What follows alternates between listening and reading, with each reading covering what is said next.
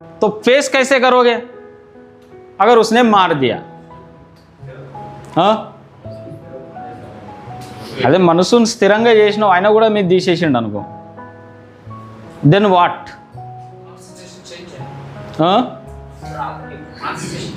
అతని concentration change చేయాలి. ఆయన ఫస్ట్ మీ ముండి చేంజ్ చేసి పడేస్తారు. ఏం చేస్తారు అప్పుడు? మీరు కూడా తలవారు పెడతారా? ఒకటి ఏం చేస్తారు? हाउ यू विल फेस, क्योंकि फेस तो करना ही है, भागना नहीं है. भागे कि वैसे भी जाएगा मुंडी, मुंडी भागे तो भी जाएगा, लेकिन कैसे करोगे वो? How you will face the problem? फिर कैसे करोगे? स्थिर, what do you mean by स्थिर? स्टेबल. స్టెబుల్ అంటే అర్థం ఏంటిది? What do mean by stability? Question. Stable అంటే అర్థం ఏంటిది? ఏంటిది స్థిరత్వం అంటే అర్థం ఏంటిది? అంటే అర్థం ఏంటిది? వాట్ డూ మీన్ బై స్థిరత్వం? మాట పైన నిల్చుంటారు. ఇంకా దేనిపైన నిల్చుంటారు? Solid. What is solid? So क्या सॉलिड रहेगा? माइंड के पास क्या सॉलिड रहेगा? क्या सॉलिड क्या है और लिक्विड क्या है? उधर माइंड है भाई. स्टेबिलिटी मीन्स क्या है? क्या जड़ 50 किलो के तो 100 किलो हो जाएंगे क्या? ऐसा क्या होंगे फिर? तुम 50 किलो के तो 100 किलो के होंगे? क्या होंगे? स्टेबिलिटी का क्या मतलब है? स्टेबिलिटी का मतलब है कि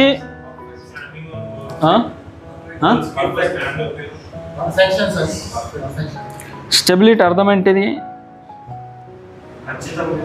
नो फियर, डर नहीं है, no ego, no jealousy, no selfishness, no craving, nothing. No, हमको डर नहीं है, हमको कोई स्वार्थ नहीं है, हम ये सारे चीज़ों से अलग हो गए. This is called mind impurities. ఏంటి? Mind impurities. इन सारे चीज़ों से जब हम फ्री हो गए तब स्टेबल हो गए. అప్పుడు ఏంటిది? స్టెబుల్. अब कोई आशा नहीं, कोई निराशा नहीं. ఏం ఆశ లేదు, ఏం నిరాశ లేదు, అత్యాశ లేదు. ఎందుకు? ఇప్పుడు ఏం కావద్దు, కావాలని లేదు, ఏం వదులుకోవాలని లేదు. Nothing. You are stable. Then you are stable. Then you are stable. When you will be free from ego, jealousy, craving, sex, everything, fear, हर चीज से जब you are free then you are means stable. तुम तब स्थिर है और तुम्हारे अब कोई तुम्हारा माइंड को विचलित नहीं करेगा, डिस्टर्ब नहीं करेगा. Nothing will disturb you. Then you are stable. अगर समझो इसने आगे वाले के सामने तलवार है, ओके, और तुम्हारे अंदर डर नहीं है, तुम्हारे अंदर डर नहीं है, तुम्हारे अंदर कोई माइंड इंप्यूरिटीज नहीं है. దీన్ని ఏమంటారు?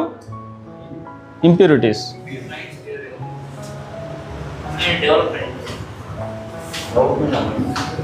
ఇంప్యూరిటీస్ ఏంటి? అహంకారం, ద్వేషం, ఈర్ష్య, భయం, వాసన, ఇవేం లేవు.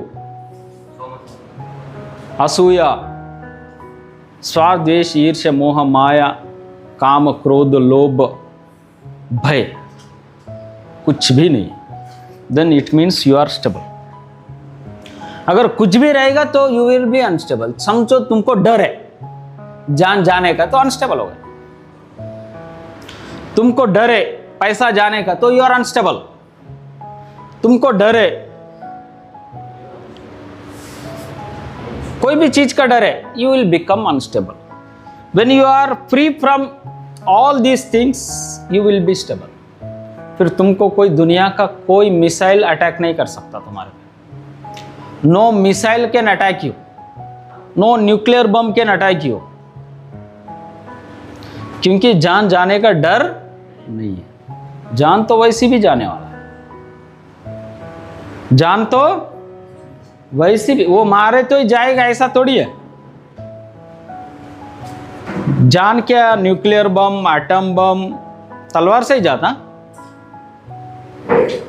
नहीं तो नहीं जाता। ప్రాణము కేవలం న్యూక్లియర్ బమ్, అటమ్ బమ్, కత్తితోటే పోతుందా లేకపోతే పోదా? అయినా కూడా పోతుంది.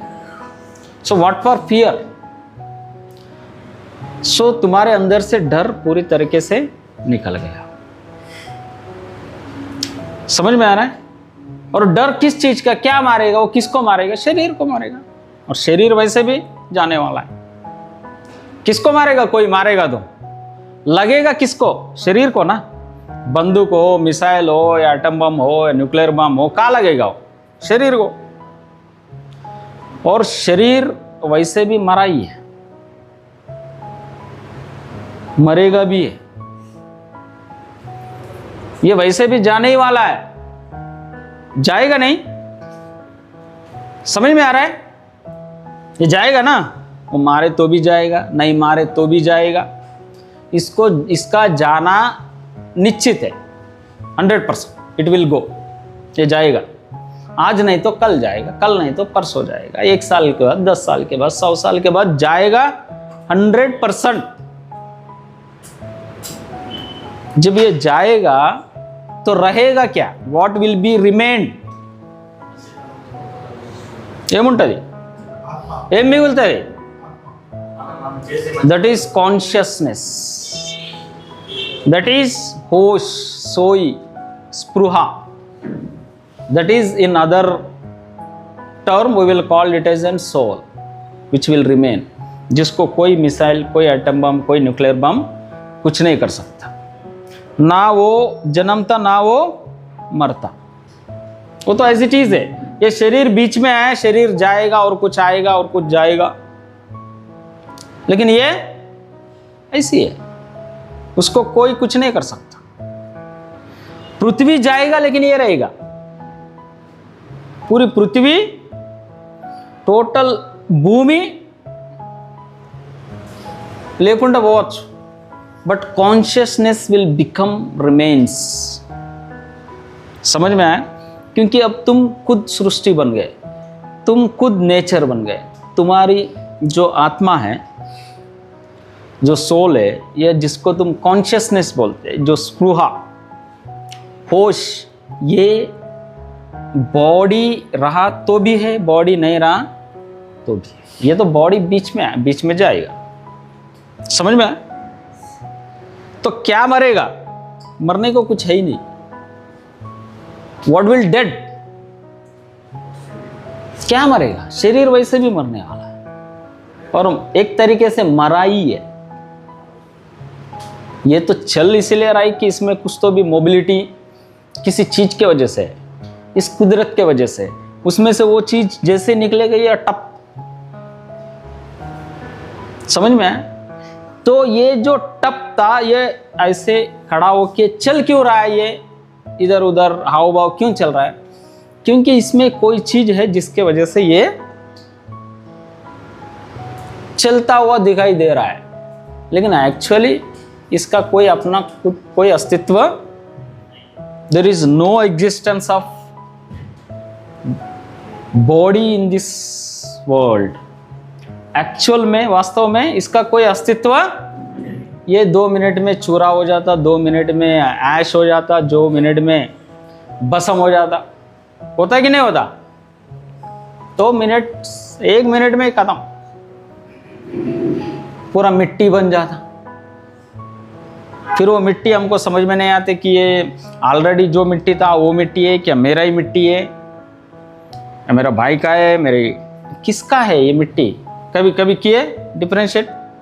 जैसे तुम्हारा दादा परदादा कोई गुजर गया और तुमने दफनाया या कुछ जलाया, वहाँ पे जाओ और देखो कौन सा मिट्टी कौन सा है।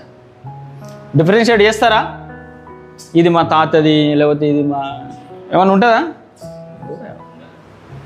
तो फिर ये तो वैसे ही मृत है।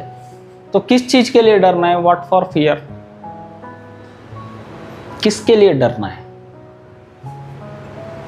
किसके लिए? अगर मिसाइल वो डाल रहा है तो ऐसी कौन सी चीजें जो मरता नहीं है? ये तो वैसे भी जाएगा, इट विल